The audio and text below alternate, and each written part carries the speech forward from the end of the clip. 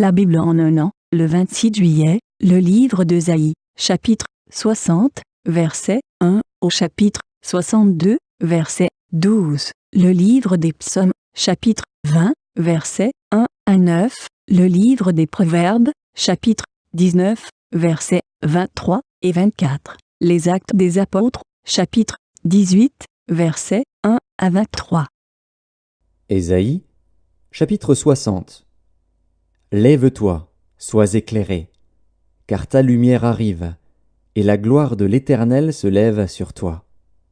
Voici, les ténèbres couvrent la terre, et l'obscurité les peuples. Mais sur toi l'Éternel se lève, sur toi sa gloire apparaît. Des nations marchent à ta lumière, et des rois à la clarté de tes rayons. Porte tes yeux alentour, et regarde. Tous ils s'assemblent, ils viennent vers toi. Tes fils arrivent de loin, et tes filles sont portées sur les bras. Tu tressailleras alors et tu te réjouiras, et ton cœur bondira et se dilatera, quand les richesses de la mer se tourneront vers toi, quand les trésors des nations viendront à toi. Tu seras couverte d'une foule de chameaux, de dromadaires, de Madian et d'Épha. Ils viendront tous de Séba. Ils porteront de l'or et de l'encens, et publieront les louanges de l'Éternel. Les troupeaux de Kédar se réuniront tous chez toi. Les béliers de Nébajot seront à ton service. Ils monteront sur mon autel et me seront agréables, et je glorifierai la maison de ma gloire. Qui sont ceux-là qui volent comme des nuées, comme des colombes vers leur colombier? Car les îles espèrent en moi, et les navires de Tarsis sont en tête, pour ramener de loin tes enfants, avec leur argent et leur or, à cause du nom de l'Éternel, ton Dieu, du Saint d'Israël qui te glorifie. Les fils de l'étranger rebâtiront tes murs, et leurs rois seront tes serviteurs. Car je t'ai frappé dans ma colère, mais dans ma miséricorde j'ai pitié de toi.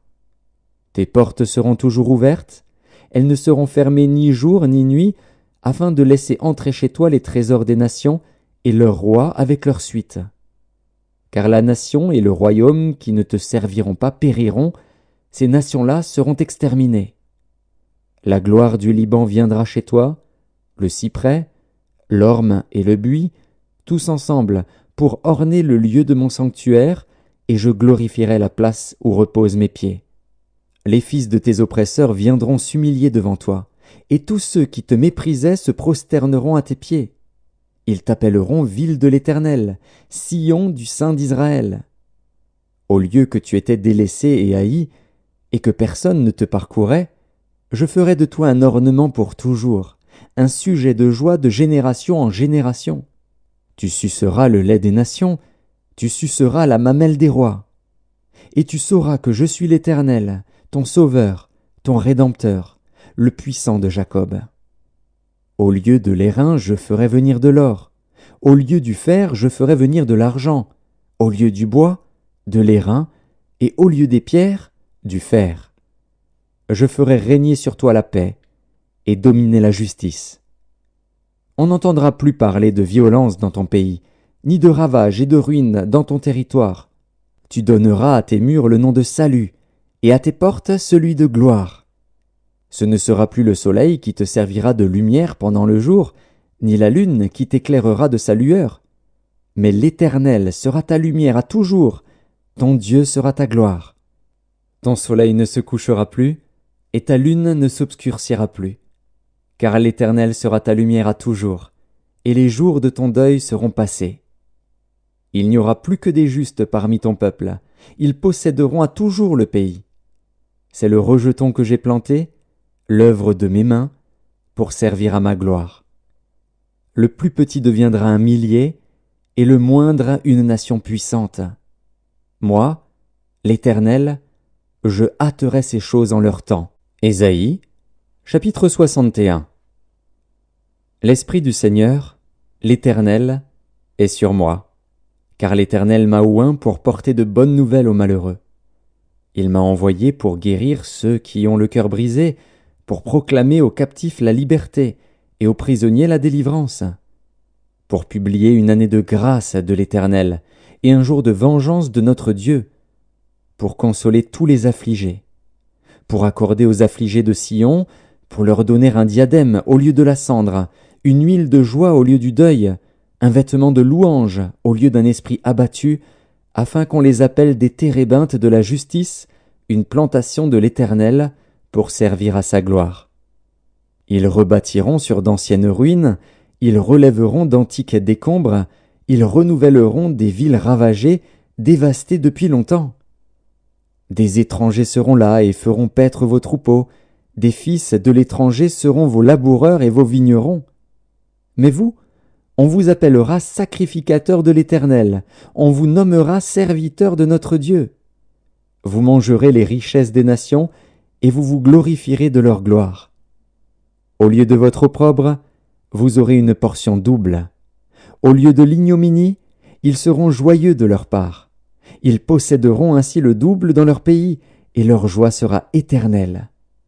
Car moi, l'Éternel, j'aime la justice. Je hais la rapine avec l'iniquité. Je leur donnerai fidèlement leur récompense, et je traiterai avec eux une alliance éternelle. Leur race sera connue parmi les nations, et leur postérité parmi les peuples. Tous ceux qui les verront reconnaîtront qu'ils sont une race bénie de l'Éternel. Je me réjouirai en l'Éternel, mon âme sera ravie d'allégresse en mon Dieu. Car il m'a revêtu des vêtements du salut, il m'a couvert du manteau de la délivrance, comme le fiancé s'orne d'un diadème, comme la fiancée se pare de ses joyaux. Car, comme la terre fait éclore son germe, et comme un jardin fait pousser ses semences, ainsi le Seigneur, l'Éternel, fera germer le salut et la louange en présence de toutes les nations. Ésaïe, chapitre 62. Pour l'amour de Sion, je ne me tairai point, pour l'amour de Jérusalem, je ne prendrai point de repos, jusqu'à ce que son salut paraisse, comme l'aurore, et sa délivrance, comme un flambeau qui s'allume. Alors les nations verront ton salut, et tous les rois ta gloire. Et l'on t'appellera d'un nom nouveau, que la bouche de l'Éternel déterminera. Tu seras une couronne éclatante dans la main de l'Éternel, un turban royal dans la main de ton Dieu. On ne te nommera plus délaissé, on ne nommera plus la terre désolation, mais on t'appellera mon plaisir en elle, et l'on appellera ta terre épouse. Car l'Éternel met son plaisir en toi, et ta terre aura un époux. Comme un jeune homme s'unit à une vierge, ainsi tes fils s'uniront à toi. Et comme la fiancée fait la joie de son fiancé, ainsi tu feras la joie de ton Dieu. Sur tes murs, Jérusalem, j'ai placé des gardes. Ils ne se tairont ni jour ni nuit. Vous qui la rappelez au souvenir de l'Éternel, point de repos pour vous. Et ne lui laissez aucun relâche, jusqu'à ce qu'il rétablisse Jérusalem et la rende glorieuse sur la terre. L'Éternel l'a juré par sa droite et par son bras puissant.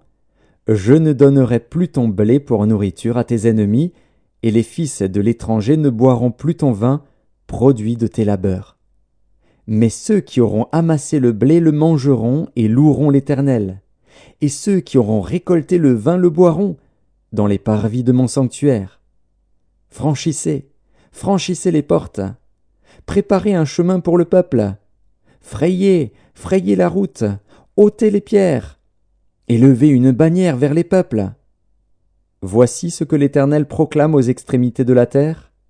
Dites à la fille de Sion, voici, ton Sauveur arrive. Voici, le salaire est avec lui, et les rétributions le précèdent. On les appellera peuple saint, racheté de l'Éternel. Et toi, on t'appellera recherché, ville non délaissée. Psaume 20, au chef des chantres, psaume de David.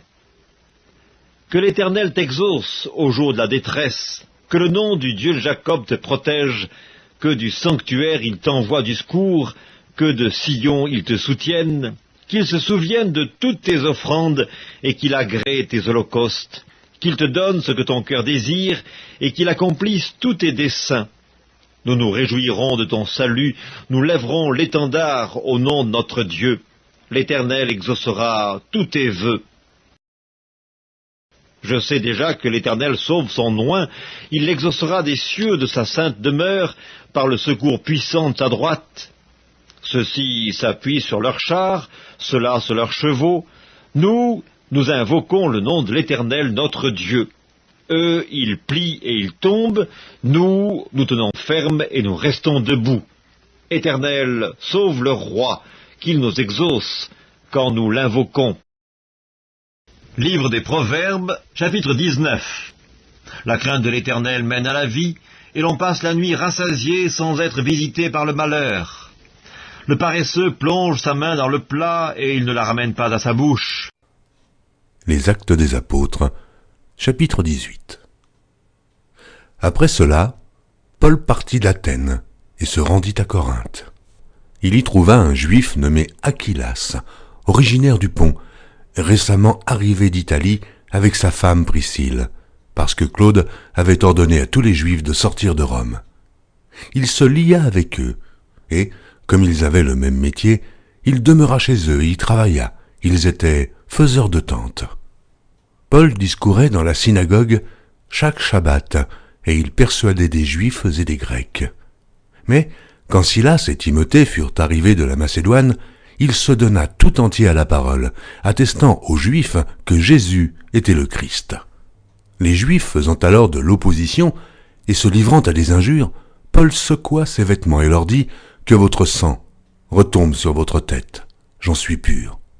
Dès maintenant, j'irai vers les païens. » En sortant de là, il entra chez un nommé Justus, homme craignant Dieu et dont la maison était contiguë à la synagogue. Cependant, Crispus, le chef de la synagogue, crut au Seigneur avec toute sa famille, et plusieurs Corinthiens qui avaient entendu Paul crurent aussi et furent baptisés.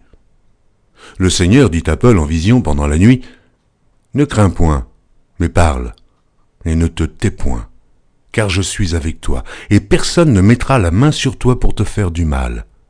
Parle, car j'ai un peuple nombreux dans cette ville. » Il y demeura 1 an et 6 mois, enseignant parmi les Corinthiens la parole de Dieu. Du temps que Galion était proconsul de l'Achaïe, les Juifs se soulevèrent unanimement contre Paul et le menèrent devant le tribunal en disant « Cet homme excite les gens à servir Dieu d'une manière contraire à la loi. » Paul allait ouvrir la bouche lorsque Galion dit aux Juifs « S'il s'agissait de quelque injustice ou de quelque méchante action, je vous écouterais comme de raison aux Juifs. Mais il s'agit de discussions sur une parole, sur des noms, et sur votre loi, cela vous regarde. Je ne veux pas être juge de ces choses. » Et il les renvoya du tribunal. Alors tous, saisissant de Sosthène, le chef de la synagogue, le battirent devant le tribunal, sans que Galion s'en mît en peine. Paul resta encore assez longtemps à Corinthe.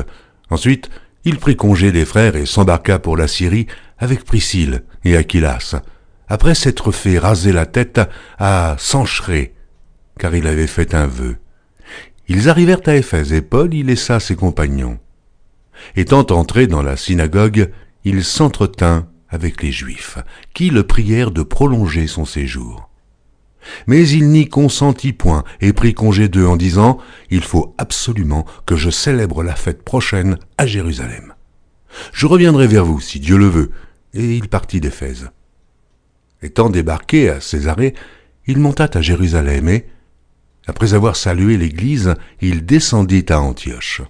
Lorsqu'il eut passé quelque temps à Antioche, Paul se mit en route et parcourut successivement la Galatie et la Phrygie, fortifiant tous les disciples